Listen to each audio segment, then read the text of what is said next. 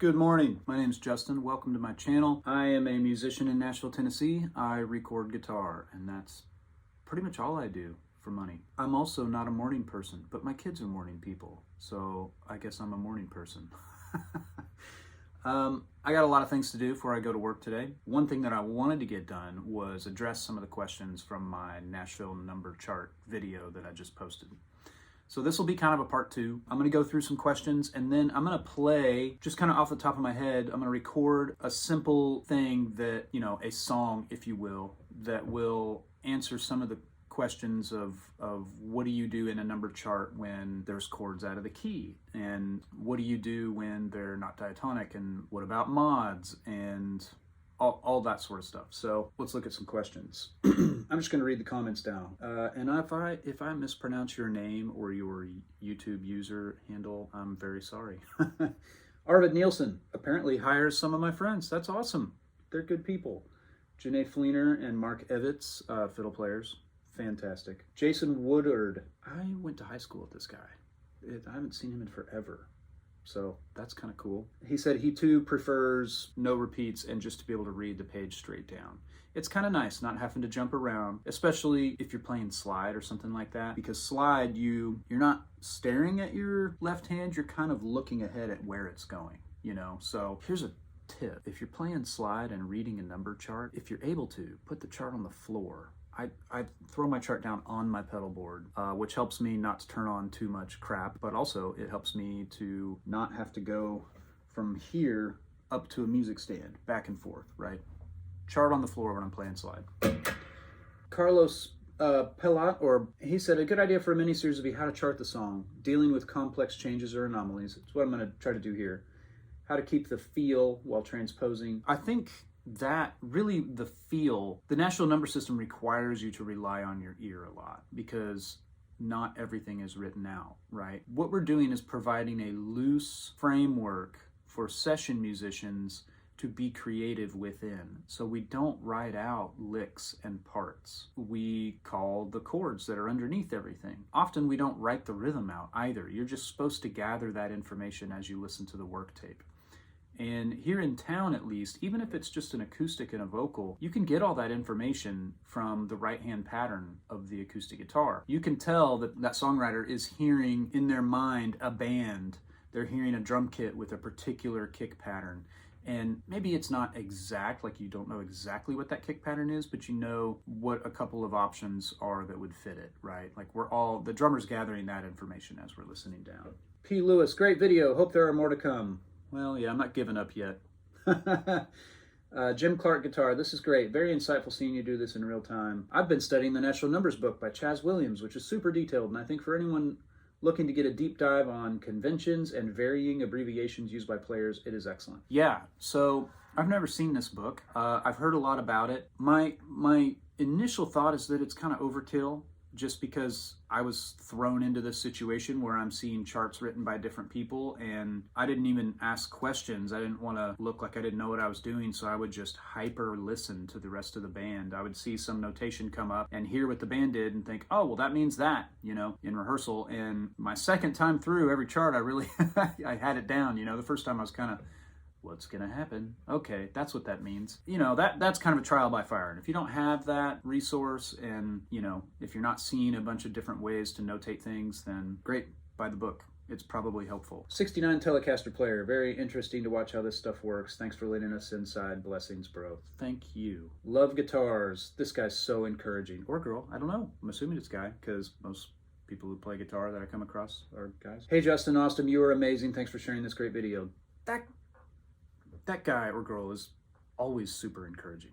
Thank you. Joel Morgan, when you lead the session, do you provide this chart for the other musicians, or are they expected to have listened and charted and already have ideas to try it out? Oh, you answered after I typed. Yes, the leader is typically the only one who hears the songs before the session. They arrive with charts, hand them off to usually an assistant. The main engineer is probably getting sounds. Hand them off to an assistant. Copies are made, and then after everybody's sounds are done. If we have a 10 a.m. downbeat, to me, that means, okay, do I have cartage? Well, if I have cartage, I could show up at 9:45 or 10 till even. I really just got to bring a couple guitars in and plug in, hand off the charts if I'm leading. They typically get electric sounds toward the end, Drummers got to be there pretty early. Drum sounds take the longest. They have the most microphones, obviously. We usually start with drums for sounds, but all of the dialing in of tones and EQs and whatever the engineer is doing, that's done at 10 o'clock, and we're ready to go in the control room and listen down. So that's when all the charts are passed out, and we are reading from the same page, literally, all copies of the same chart. And then each person kind of makes their own notes if they want, or they kind of think, okay, in this spot I'm going to ask a question. We figure it out from there. Roughly how much, this is also still Joel, roughly how much time do you as a group listen and talk before jamming, and how long is the playing music part? That really varies. The song that I charted for this video was for a 3-song session. Sessions are generally understood to be 3 hours long here. The town typically operates on a 10-to-6 schedule. So 10 to 1, 1 hour break, 2 to 5, 1 hour break, 6 to 9. It makes sense because to have those 1 hour breaks, if people are going different places, right? I try not to do this anymore, but man, early on, I would have a 10 a.m. in one studio, a 2 p.m. in a different studio, and a 6 p.m. in a different studio. So I was setting up gear. You know, one of those 3 or 2 of those 3 may have cartage. That's always hard, getting a cartage truck in, loading you out at 1 o'clock to load you in somewhere else for a 2 p.m. downbeat. That can be a little hectic, especially nowadays. Say you have a 2 and a 6, and your 2 is in Music Row, and your 6 is in Berry Hill, and you have cartage for both. I don't know that that's gonna work very well anymore, man. It's traffic is so bad. I know some of y'all live in places like LA or Houston or Atlanta or whatever, and our traffic isn't like yours. I get that. But we don't have the infrastructure to support traffic that's half as bad as yours. We don't have the lanes at all, you know? So everything's just congested all the time. Well, all the time, I say extended rush hour times are pretty congested. So trying to get from Music Row to Berry Hill or vice versa at 5 o'clock, it's getting to the point where you don't really have time to grab something quick to eat on your way. You know, a lot of people are using Uber Eats or DoorDash or whatever to have something sent to the next studio that they will eat real quick before the session starts. But man, a cartage truck coming to pack up your whole rig, load it onto the truck with the hydraulic lift that goes bzzz, and you're like, ah!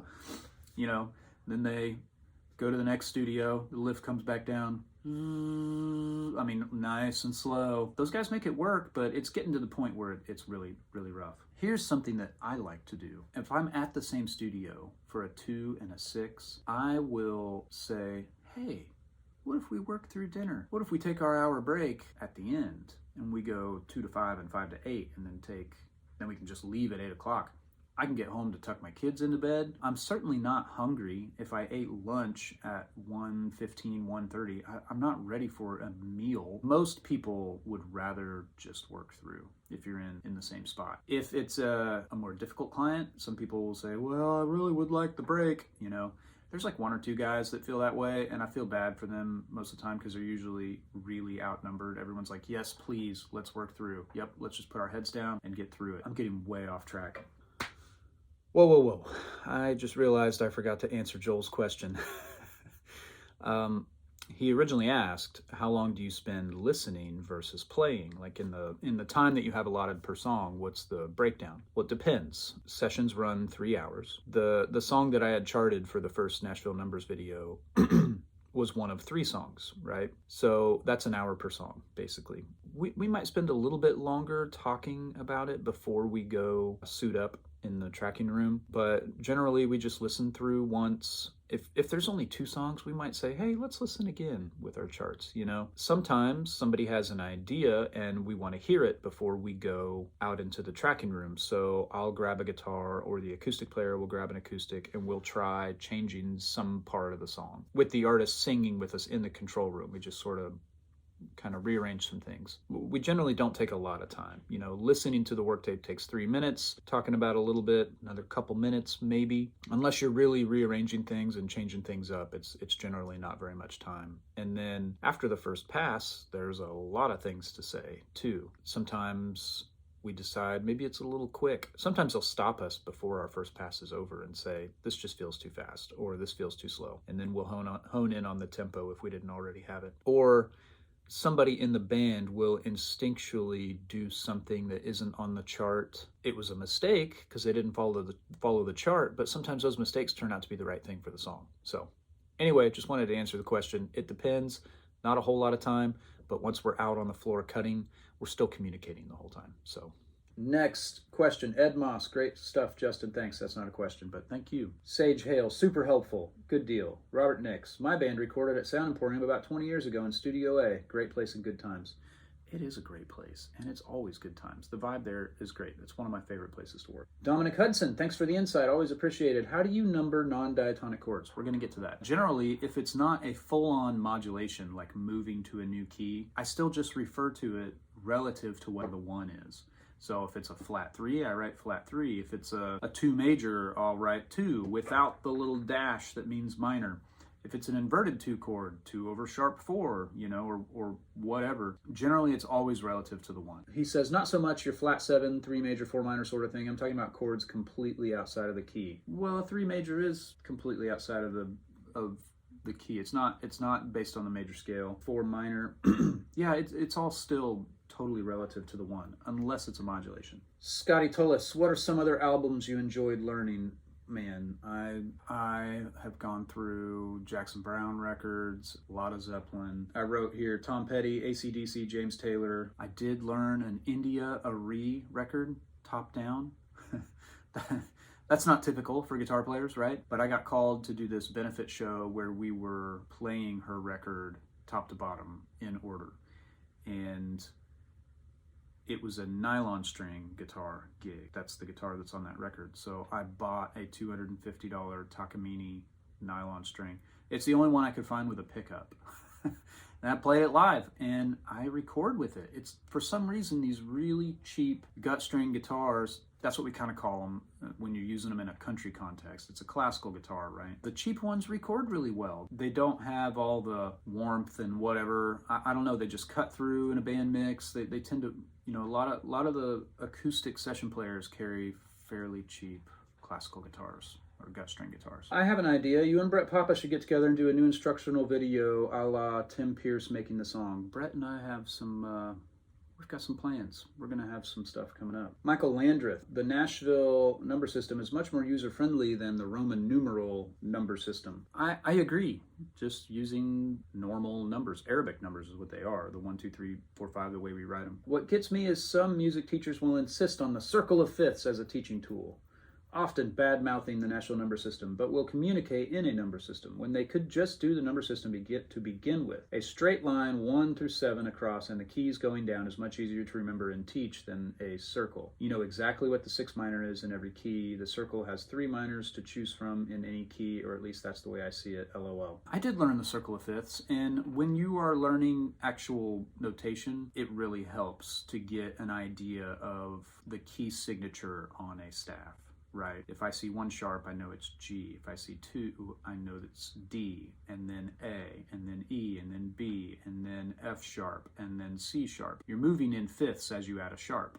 It goes backwards for flats, right? F has 1 flat, that's B flat, and then B flat has 2 flats, B flat and E flat, and I'm moving in fourths. The fourth of B flat is E flat, then A flat, D flat, G flat, and finally, all 7 flats is C flat, just like all 7 sharps is C sharp, because C is the key with no accidentals. The other trick with flats is that the newest additional flat is going to be the next key in the circle of fifths as you move adding flats. So for example, the key of F has 1 flat, well that's B flat. Well, the next key with 2 flats is the key of B flat, and it's B flat and E flat. Well, then the next key with 3 flats is E flat, B flat, E flat, and A flat. And then the next key is A flat. The successive key is the last flat you added as you move that direction in the circle. So it is helpful, especially if you're reading notes on a staff, because you have to have that key signature in your brain, because they're not going to write each accidental with every note as you're looking at the staff and reading it.